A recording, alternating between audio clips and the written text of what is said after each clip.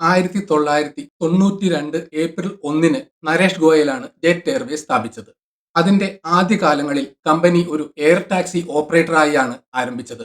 1993 May 5-ന് ആണ് 4 Boeing 737-300 വിമാനങ്ങളുടെ ഒരു ചെറിയ ഫ്ലീറ്റുമായി എയർലൈൻ അതിന്റെ കൊമേഴ്ഷ്യൽ ഫ്ലൈറ്റ് ഓപ്പറേഷൻ ആരംഭിച്ചത്.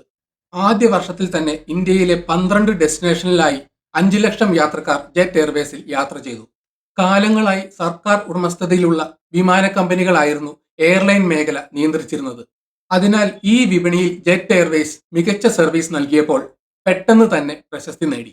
1994 ജനുവരിയിൽ സർക്കാർ നിയമങ്ങളിലെ മാറ്റങ്ങൾ മൂലം സ്വകാര്യ വിമാന കമ്പനികൾക്ക് റെഗുലർ ഷെഡ്യൂൾഡ് കാരിയേഴ്സ് ആകാൻ അനുവദിച്ചു.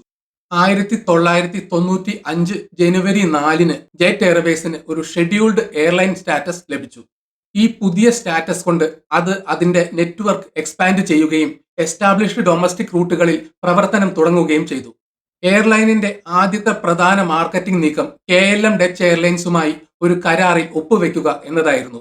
KLMന്റെ പിന്തുണ ജെറ്റ് എയർവേസിന് വൈഡർ മാർക്കറ്റിലേക്ക് പ്രവേശനം നേടാൻ സഹായിക്കുകയും ഭാവിയിലെ അന്താരാഷ്ട്ര അംബീഷൻസിന് അടിത്തറയിടുകയും ചെയ്തു. 1990കളുടെ മധ്യത്തിൽ ജെറ്റ് എയർവേസ് അതിവേഗം വളർന്നു. 1996-ൽ എയർലൈൻ $375 മില്യൺ ബോയിംഗ് ഓർഡർ നൽകി. 4 ബോയിംഗ് 737-400 വിമാനങ്ങളും 6 ബോയിംഗ് 737-800 വിമാനങ്ങളും വാങ്ങി. ഈ ഓർഡറുകൾ ഉപയോഗിച്ച് കമ്പനി അതിന്റെ ശേഷി വർദ്ധിപ്പിക്കാൻ തയ്യാറായി. അപ്പോഴേക്കും ഇന്ത്യയിലെ 23 സ്ഥലങ്ങളിലേക്ക് 83 ഡെയിലി വിമാന സർവീസുകൾ ജെറ്റ് എയർവേസ് നടത്തിയിരുന്നു. കൂടാതെ പ്രതിവർഷം 2.4 ദശലക്ഷം യാത്രക്കാരെ വഹിക്കാൻ കഴിയുന്ന ഒരു ഫ്ലീറ്റും ഉണ്ടായിരുന്നു. ഈ എക്സ്പാൻഷൻ എയർലൈനിനെ രാജ്യത്തെ രണ്ടാമത്തെ വലിയ വിമാന കമ്പനിയാക്കി, അതും സർക്കാർ ഉടമസ്ഥതയിലുള്ള ഇന്ത്യൻ എയർലൈൻസിന് തൊട്ടു പിന്നിൽ. 1997-ൽ വിദേശ വിമാന കമ്പനികൾ ഡൊമസ്റ്റിക് വിമാന കമ്പനികളിൽ ഷെയർസ് സ്വന്തമാക്കുന്നത് വിലക്കുന്ന പുതിയ നിയമങ്ങൾ ഇന്ത്യൻ സർക്കാർ കൊണ്ടുവന്നു. ഈ മാറ്റത്തിന് മുമ്പ് ഗൾഫ് എയറും കുവൈറ്റ് എയർവേസും ജെറ്റ് എയർവേസിൽ മൈനോറിറ്റി സ്റ്റേക്സ് കൈവശം വെച്ചിരുന്നു. നിയമം പാസാക്കിയതിനു ശേഷം നരേഷ് ഗോയൽ വിദേശ ഓഹരികൾ തിരികെ വാങ്ങി. ഈ നീക്കം അദ്ദേഹത്തെ കമ്പനിയുടെ പേരന്റ് കമ്പനിയായ ടെയിൽവിൻസിന്റെ ഏക ഉടമയാക്കി. ഇത് ജെറ്റ് എയർവേസ് ഒരു പൂർണ്ണ ഇന്ത്യൻ നിയന്ത്രിത എയർലൈനായി തുടരുന്നുവെന്ന് ഉറപ്പാക്കി. 2000കളുടെ തുടക്കത്തിൽ ജെറ്റ് എയർവേസ് ഇന്റർനാഷണൽ റൂട്ടുകളിൽ ലക്ഷ്യം വെച്ചു. 2004 മാർച്ചിൽ ചെന്നൈയിൽ നിന്ന് ശ്രീലങ്കയിലെ കൊളംബോയിലേക്ക് എയർലൈൻ തങ്ങളുടെ ആദ്യ ഇന്റർനാഷണൽ വിമാന സർവീസ് ആരംഭിച്ചു. ഒരു സ്വകാര്യ ഇന്ത്യൻ വിമാന കമ്പനി ഇന്റർനാഷണൽ സർവീസിന് തുടക്കം കുറിച്ചതിനാൽ ഇത് ഒരു ചരിത്ര നിമിഷമായിരുന്നു. താമസിയാതെ എയർലൈൻ അതിന്റെ ഇന്റർനാഷണൽ നെറ്റ്വർക്ക് വികസിപ്പിച്ചു. ലണ്ടൻ, ആംസ്റ്റർഡാം, പിന്നീട് നോർത്ത് അമേരിക്കൻ സിറ്റീസ് തുടങ്ങിയ ലക്ഷ്യസ്ഥാനങ്ങളിലേക്കുള്ള റൂട്ടുകൾ ഇത് ഉറപ്പാക്കി. 2004 ഡിസംബർ 28-ന് ബോംബെ സ്റ്റോക്ക് എക്സ്ചേഞ്ചിൽ ലിസ്റ്റ് ചെയ്തത് എയർലൈനിന് അഡീഷണൽ ക്യാപിറ്റൽ സമാഹരിക്കാൻ സഹായിച്ചു. പബ്ലിക് ലിസ്റ്റിംഗ് ജെറ്റ് എയർവേസിനെ അതിന്റെ ഫ്ലീറ്റിന്റെയും നെറ്റ്വർക്കിന്റെയും കൂടുതൽ വിപുലീകരണത്തിന് ധനസഹായം നൽകാൻ പ്രാപ്തമാക്കി. പുതിയ ഫണ്ടുകൾ ഉപയോഗിച്ച് വിദേശത്തുള്ള പ്രധാന വിമാനത്താവളങ്ങളിൽ ലാൻഡിംഗ് സ്ലോട്ടുകൾ വാങ്ങാനും പുതിയ അന്താരാഷ്ട്ര റൂട്ടുകൾ സ്ഥാപിക്കാനും എയർലൈനിന് കഴിഞ്ഞു. ആഭ്യന്തര വിപണിയെ സേവിക്കുക മാത്രമല്ല, ആഗോളതലത്തിൽ മത്സരിക്കാനും അംബീഷനുള്ള ഒരു ഫുൾ സർവീസ് കാരിയറായി ജെറ്റ് എയർവേസ് വികസിച്ചു. 2007-ന് ജെറ്റ് എയർവേസ് അതിന്റെ ഡൊമസ്റ്റിക് കോമ്പറ്റീറ്ററായ എയർ സഹാറയെ ഏറ്റെടുത്തപ്പോൾ അത് ഒരു മേജർ ടേണിംഗ് പോയിന്റ് ആയി. 2007 ഏപ്രിൽ 12-ന് ജെറ്റ് എയർവേസ് എയർ സഹാറയെ 14.5 ബില്യൺ ഇന്ത്യൻ രൂപയ്ക്ക് സ്വന്തമാക്കി. ഏറ്റെടുക്കലിനു ശേഷം എയർ സഹാറയെ ജെറ്റ് ലൈറ്റ് എന്ന് പുനർനാമകരണം ചെയ്തു. ലോ കോസ്റ്റും ഫുൾ സർവീസ് ഓപ്പറേഷനും തമ്മിലുള്ള വിടവ് നികത്തുന്ന ഒരു പുതിയ വിപണി വിഭാഗത്തിലേക്ക് പ്രവേശിക്കാൻ ഈ നീക്കം ജെറ്റ് എയർവേസിനെ അനുവദിച്ചു. ഈ ഏറ്റെടുക്കൽ എയർലൈനിന് പുതിയ റൂട്ടുകളിലേക്കും വലിയ കസ്റ്റമർ ബേസിലേക്കും പ്രവേശനം നൽകി. 2013-ൽ എത്തിഹാദ് എയർവേസുമായി ഒരു സ്ട്രാറ്റജിക് അലയൻസ് രൂപീകരിച്ചുകൊണ്ട് ജെറ്റ് എയർവേസ് അതിന്റെ ഇന്റർനാഷണൽ പ്രൊഫൈൽ കൂടുതൽ ശക്തിപ്പെടുത്തി. $379 മില്യൺ ഇത്തിഹാദ് എയർലൈൻസിൽ 24% ഓഹരി സ്വന്തമാക്കി. ഇത് ജെറ്റ് എയർവേസിന് വിശാലമായ ഒരു ആഗോള നെറ്റ്വർക്കിലേക്കുള്ള പ്രവേശനവും നൽകുകയും ചെയ്തു. 2010കളുടെ മധ്യത്തോടെ ഇന്ത്യയിലെ ഏറ്റവും വലിയ എയർലൈനുകളിൽ ഒന്നായി ജെറ്റ് എയർവേസ് ഉയർന്നു വന്നു. അതിന്റെ ഉന്നതിയിൽ ലോകമെമ്പാടുമുള്ള 74 ലക്ഷ്യസ്ഥാനങ്ങളിലേക്ക് പ്രതിദിനം 300-ലധികം വിമാന സർവീസുകൾ നടത്തി. മുംബൈയിലെ ഛത്രപതി ശിവാജി മഹാരാജ് അന്താരാഷ്ട്ര വിമാനത്താവളത്തിലായിരുന്നു ഇതിന്റെ പ്രധാന ഹബ്ബ് സ്ഥിതി ചെയ്തിരുന്നത്. കൂടാതെ ഡൽഹി, ചെന്നൈ, ബാംഗ്ലൂർ തുടങ്ങിയ നഗരങ്ങളിൽ സെക്കൻഡറി ഹബ്ബുകളും ഉണ്ടായിരുന്നു. 2016 ഫെബ്രുവരിയിൽ ഇന്ത്യൻ പാസഞ്ചർ മാർക്കറ്റിന്റെ 21.2% വിഹിതം ജെറ്റ് എയർവേസിന് സ്വന്തമായിരുന്നു. ഇത് ആഭ്യന്തര മേഖലയിൽ അതിന്റെ ആധിപത്യത്തിന് അടിവരയിടുന്നു. വിമാന കമ്പനിയുടെ വളർച്ചയിൽ ഗണ്യമായ ഫ്ലീറ്റ് എക്സ്പാൻഷൻ ഉണ്ടായിരുന്നു. Boeing 737-800S, Boeing 777-300ERS, Airbus A330S എന്നിവയ്ക്കുള്ള ഓർഡറുകൾ ഉൾപ്പെടെ ബോയിംഗ് എയർബസ് വിമാനങ്ങളുടെ മിക്സ് ഇതിനുണ്ടായിരുന്നു. ഫ്ലീറ്റ് നവീകരിക്കാനും ഇന്ധനക്ഷമത മെച്ചപ്പെടുത്താനും ലക്ഷ്യമിട്ട് Jet Airways Boeing 737 Max family, Boeing 787 ഡ്രീം ലൈനറിനും വലിയ ഓർഡറുകൾ പോലും നൽകി. ഒരു ഘട്ടത്തിൽ എയർലൈൻ ഏകദേശം 100 വിമാനങ്ങളുടെ ഒരു ഫ്ലീറ്റ് ഉണ്ടായിരുന്നു. അത് എല്ലാ വർഷവും ദശലക്ഷക്കണക്കിന് യാത്രക്കാർക്ക് സർവീസ് നൽകിയിരുന്നു. ദ്രുതഗതിയിലുള്ള വികാസവും ശ്രദ്ധേയമായ വിപണി വിഹിതവും ഉണ്ടായിരുന്നിട്ടും പീക്ക് വർഷങ്ങളിൽ സാമ്പത്തിക പ്രതിസന്ധിയുടെ വിത്തുകൾ പാകി. 2018 ആയപ്പോഴേക്കും എയർലൈൻ ഗണ്യമായ സാമ്പത്തിക നഷ്ടം അനുഭവിക്കാൻ തുടങ്ങി. 2018 നവംബറിൽ ജെറ്റ് എയർവേസ് ആ ദശാബ്ദത്തിലെ ആദ്യ നെറ്റ് ലോസ് റിപ്പോർട്ട് ചെയ്തു. ഉദാഹരണത്തിന് ഒരു ക്വാർട്ടറിൽ എയർലൈൻ 1036 കോടിയിലധികം ഇന്ത്യൻ രൂപയുടെ നഷ്ടം രേഖപ്പെടുത്തി. സ്പൈസ് ജെറ്റ്, ഇൻഡിഗോ തുടങ്ങിയ ലോ കോസ്റ്റ് കാരിയേഴ്സിൽ നിന്നുള്ള കടുത്ത മത്സരവും ഇന്ധന വിലയിലെ വർധനവും രൂപയുടെ മൂല്യത്തകർച്ചയും നഷ്ടം വർദ്ധിക്കാൻ കാരണമായി. മത്സര സമ്മർദ്ദം ജെറ്റ് എയർവേസിന്റെ ടിക്കറ്റ് വില ഗണ്യമായി കുറയ്ക്കാൻ നിർബന്ധിതരാക്കി. ചില സന്ദർഭങ്ങളിൽ ദീർഘകാലാടിസ്ഥാനത്തിൽ നിരക്കുകൾ താങ്ങാനാവാത്ത നിലയിലേക്ക് താഴ്ന്നു.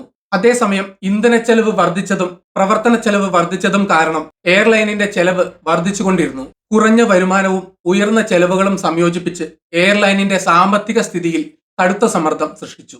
2019 തുടക്കത്തിൽ സാമ്പത്തിക ബുദ്ധിമുട്ടുകൾ ഒരു നിർണായക ഘട്ടത്തിലെത്തി. 2019 മാർച്ചിൽ ലീസ് ഫീസ് അടയ്ക്കാത്തതിനാലും വർദ്ധിച്ചു വരുന്ന കടം നേരിടുന്നതിനാലും ജെറ്റ് എയർവേസിന്റെ നിരവധി വിമാനങ്ങൾ സർവീസ് നടത്തുന്നില്ലെന്ന് റിപ്പോർട്ടുകൾ പുറത്തുവന്നു. ഏകദേശം 80.52 ബില്യൺ രൂപയുടെ കടം കമ്പനിയെ വലച്ചു. സാമ്പത്തിക സമ്മർദ്ദങ്ങൾ വർദ്ധിച്ചതോടെ എയർലൈനിന് വായ്പ നൽകുന്നവരിൽ നിന്ന് അടിയന്തര ധനസഹായം നേടാൻ കഴിഞ്ഞില്ല. നാടകീയമായ ഒരു സംഭവ വികാസത്തിൽ 2019 ഏപ്രിൽ 17 ജെറ്റ് എയർവേസ് എല്ലാ വിമാന പ്രവർത്തനങ്ങളും നിർത്തിവെച്ചു. പണമടയ്ക്കാത്തതിനാൽ കമ്പനിയുടെ ഫ്യൂവൽ സപ്ലയർ വിതരണം നിർത്തിവെക്കുകയും മറ്റ് ക്രെഡിറ്റേഴ്സ് ആസ്തികൾ കണ്ടുകെട്ടാൻ തുടങ്ങുകയും ചെയ്തതിനെ തുടർന്നാണ് തീരുമാനം. അതേ ദിവസം തന്നെ പ്രധാന ഓഹരി ഉടമകളായിരുന്ന സ്ഥാപകൻ നരേഷ് ഗോയലും ഭാര്യയും ഡയറക്ടർ ബോർഡിൽ നിന്ന് പിന്മാറി. ഒരു കാലത്ത് പ്രബലമായിരുന്ന എയർലൈനിന്റെ ഒരു യുഗത്തിന്റെ അന്ത്യം കുറിച്ചു. വിമാനങ്ങൾ നിർത്തിവെച്ചത് മൂലം ആയിരക്കണക്കിന് ജീവനക്കാർക്ക് ശമ്പളം ലഭിച്ചില്ല. കൂടാതെ നിരവധി വിമാനങ്ങൾ സർവീസ് അവസാനിപ്പിച്ചു. ജെറ്റ് എയർവേസിന്റെ തകർച്ച ഇന്ത്യൻ വ്യോമയാന വ്യവസായത്തിൽ ആഘാത തരംഗങ്ങൾ സൃഷ്ടിച്ചു. ഒരു കാലത്ത് സർക്കാർ വിമാന കമ്പനികൾ കുത്തകയാക്കിയിരുന്ന വിപണിയിൽ സ്വകാര്യ മേഖലയിലെ വിജയത്തിന്റെ പ്രതീകമായി എയർലൈനിനെ കണ്ടിരുന്നു. 2019 ഏപ്രിലിൽ പ്രവർത്തനങ്ങൾ നിർത്തിവെച്ചതിനെ തുടർന്ന് സാമ്പത്തിക പ്രതിസന്ധി കൂടുതൽ രൂക്ഷമായി. 2019 ജൂൺ 20 സ്റ്റേറ്റ് ബാങ്ക് ഓഫ് ഇന്ത്യയുടെ നേതൃത്വത്തിലുള്ള വായ്പാദാതാക്കളുടെ ഒരു കൺസോർഷ്യം നാഷണൽ കമ്പനി ലോ ട്രൈബ്യൂണലിൽ ഒരു പാപ്പരത്ത ഹർജി, അതായത് ഇൻസോൾവൻസി ഫയൽ ചെയ്തു. ഇത് ഇന്ത്യയുടെ ഇൻസോൾവൻസി ആൻഡ് ബാങ്ക്രപ്സി കോഡിന് കീഴിലുള്ള ദീർഘവും ശ്രമകരവുമായ ഒരു പാപ്പരത്ത പരിഹാര പ്രക്രിയയ്ക്ക് തുടക്കമിട്ടു. അടുത്ത വർഷങ്ങളിൽ വിവിധ കക്ഷികൾ ജെറ്റ് എയർവേസിനെ ഏറ്റെടുക്കുന്നതിനോ പുനരുജ്ജീവിപ്പിക്കുന്നതിനോ താൽപര്യം പ്രകടിപ്പിച്ചു. 2020 മാർച്ചിൽ കാര്യമായ ഓഫറുകളൊന്നും ലഭിക്കാത്തതിനെ തുടർന്ന് പരിഹാരപ്രിയ പൂർത്തിയാക്കാൻ എയർലൈൻ NCLT-യോട് കൂടുതൽ സമയം ആവശ്യപ്പെട്ടു. തുടർന്ന് പുതിയ ബിഡുകൾ ലഭിക്കാത്തതുകൊണ്ട് ട്രൈബ്യൂണൽ എക്സ്റ്റൻഷൻ അനുവദിച്ചു. 2020 ജൂണിൽ വിദേശ കടം തീർക്കുന്നതിനായി മുംബൈയിലെ ബാന്ദ്ര കുർള കോംപ്ലക്സിലെ സ്ഥാപനങ്ങൾ ഉൾപ്പെടെയുള്ള ചില ആസ്തികൾ വിൽക്കാൻ NCLT എയർലൈനിന് അനുമതി നൽകി.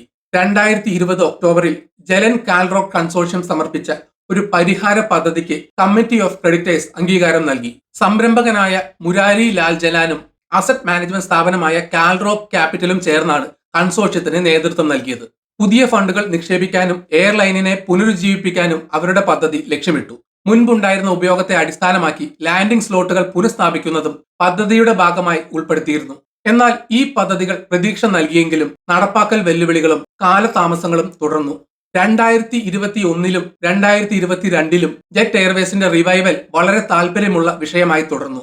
2021 ഫെബ്രുവരിയിൽ സ്ലോട്ട് പുനഃസ്ഥാപനത്തിനായുള്ള എയർലൈനിന്റെ അഭ്യർത്ഥനയോട് പ്രതികരിക്കാൻ NCLT directorate general of civil aviation അധിക സമയം നൽകി. പക്ഷേ 2021 മാർച്ചോടെ മുൻപുള്ള ഉപയോഗത്തെ അടിസ്ഥാനമാക്കി മുൻഗണന നൽകിക്കൊണ്ടുള്ള സ്ലോട്ട് പുനഃസ്ഥാപനത്തിന് ജെറ്റ് എയർവേസ് യോഗ്യത നേടിയിട്ടില്ലെന്ന് പ്രസ്താവിച്ചുകൊണ്ട് DGCAയും സിവിൽ ഏവിയേഷൻ മന്ത്രാലയവും ആവശ്യമായ ഉറപ്പുകൾ നൽകിയില്ല. ഈ തിരിച്ചടികൾക്കിടയിലും ജലൻ കൽറോക്ക് കൺസോർഷ്യം അതിന്റെ പരിഹാര പദ്ധതിയുമായി മുന്നോട്ട് പോയി. 2022 ഓഗസ്റ്റിൽ സഞ്ജീവ് കപൂറിന് ജെറ്റ് എയർവേസിന്റെ സിഇഒ സ്ഥാനത്തേക്ക് സിവിൽ ഏവിയേഷൻ മന്ത്രാലയത്തിൽ നിന്ന് ആവശ്യമായ അനുമതി ലഭിച്ചതായി റിപ്പോർട്ടുകൾ പുറത്തുവന്നു. പുതുക്കിയ എയർ ഓപ്പറേറ്ററുടെ സർട്ടിഫിക്കറ്റ് ലഭിച്ച ഉടൻ തന്നെ എയർലൈൻ പരിമിതമായ പ്രവർത്തനങ്ങൾ പുനരാരംഭിച്ചേക്കാമെന്ന് റിപ്പോർട്ടുകൾ ഉണ്ടായിരുന്നു. 2023 ജൂലൈയിൽ DGCA ജെറ്റ് എയർവേസിനായുള്ള AOC പുതുക്കി. ഇത് എയർലൈൻ വീണ്ടും ആകാശത്തേക്ക് പറക്കുമെന്ന പ്രതീക്ഷ ഉണർത്തി. ഈ ഘട്ടത്തിൽ കൺസോർഷ്യത്തിന്റെ ശ്രമങ്ങൾ പുനരുജ്ജീവനത്തിലേക്ക് നയിച്ചേക്കാമെന്ന് പല പാർട്ട്നേഴ്സും വിശ്വസിച്ചു. എന്നിരുന്നാലും സാമ്പത്തിക പ്രവർത്തന വെല്ലുവിളികൾ അതിശക്തമായി തുടർന്നു. കുമിഞ്ഞുകൂടിയ കടം, പരിഹരിക്കപ്പെടാത്ത നിയമപരമായ പ്രശ്നങ്ങൾ, പ്രധാന ആസ്തികളുടെ നഷ്ടം എന്നിവയെല്ലാം കമ്പനിയുടെ സാധ്യതകളെ വളരെയധികം ഭാരപ്പെടുത്തി. മെയ് 1, 2023 സഞ്ജീവ് കപൂർ ജെറ്റ് എയർവേസിന്റെ സിഇഒ സ്ഥാനം രാജിവെച്ചു. പൂർണ്ണവും സുസ്ഥിരവുമായ റിവൈവൽ ഇല്ലാതെ വർഷങ്ങൾ കടന്നുപോയപ്പോൾ വർദ്ധിച്ചു വരുന്ന വെല്ലുവിളികൾ ഒടുവിൽ ഒരു അന്തിമ തീരുമാനത്തിലേക്ക് നയിച്ചു. നീണ്ട കാലതാമസങ്ങൾക്കും പരിഹാര പദ്ധതിയുടെ നിബന്ധനകൾ പാലിക്കാൻ കഴിയാത്തതിനും ശേഷം സ്ഥിതി കൂടുതൽ വഷളായി. ഒരു യുഗത്തിന്റെ അന്ത്യം കുറിച്ച നിർണായക നീക്കത്തിൽ 2024 നവംബർ 7 ഇന്ത്യൻ സുപ്രീം കോടതി ജെറ്റ് എയർവേസിന്റെ ലിക്വിഡേഷൻ ഉത്തരവിട്ടു. പാപ്പരത്ത പ്രക്രിയ ആവശ്യപ്പെടുന്നത് പോലെ പരിഹാര പദ്ധതി നടപ്പിലാക്കുന്നതിൽ ജലൻ കൽറോക്ക് കൺസോർഷ്യത്തിന്റെ പരാജയം സുപ്രീം കോടതി ചൂണ്ടിക്കാട്ടി. ഒരു കാലത്ത് ഇന്ത്യൻ വ്യോമയാന വിപണിയിലെ സ്വകാര്യ നവീകരണത്തിന്റെയും അഭിലാഷത്തിന്റെയും പ്രതീകമായിരുന്ന ജെറ്റ് എയർവേസിന്റെ തകർച്ചയ്ക്ക് നിരവധി ഘടകങ്ങളുടെ ഫലമായിരുന്നു. ലോ കോസ്റ്റ് വിമാന കമ്പനികളിൽ നിന്നുള്ള കടുത്ത മത്സരം, വർദ്ധിച്ചു വരുന്ന പ്രവർത്തന ചെലവുകൾ, ഉയർന്ന കടബാധ്യത, വിഭവങ്ങളുടെ ദുരുപയോഗം എന്നിവ ഇതിൽ ഉൾപ്പെടുന്നു. പുനരുജ്ജീവനത്തിനും പുനഃസംഘടനയ്ക്കും നിരവധി ശ്രമങ്ങൾ നടത്തിയിട്ടും കമ്പനിക്ക് അതിന്റെ സാമ്പത്തിക ബാധ്യതകൾ മറികടക്കാൻ കഴിഞ്ഞില്ല. എയർലൈൻ വ്യവസായത്തിൽ അന്തർലീനമായ സാധ്യതകളെയും അപകട സാധ്യതകളെയും കുറിച്ചുള്ള ഓർമ്മപ്പെടുത്തലാണ് ജെറ്റ് എയർവേസിന്റെ കഥ. ഈ വീഡിയോ ഇവിടെ വെച്ച് നിർത്തുന്നു. നിങ്ങൾക്ക് വീഡിയോ ഇഷ്ടപ്പെട്ടെങ്കിൽ ലൈക്ക് ചെയ്യുക. ചാനൽ സബ്സ്ക്രൈബ് ചെയ്തിട്ടില്ലെങ്കിൽ മറക്കാതെ സബ്സ്ക്രൈബ് ചെയ്യണം. അതുപോലെ നിങ്ങളുടെ വിലയേറിയ അഭിപ്രായങ്ങൾ കമന്റിൽ രേഖപ്പെടുത്തണം. നോട്ടിഫിക്കേഷൻ ബെൽ ബട്ടൺ അമർത്താൻ മറക്കരുത്. മറ്റൊരു വീഡിയോയുമായി വീണ്ടും കാണാം. ബൈ.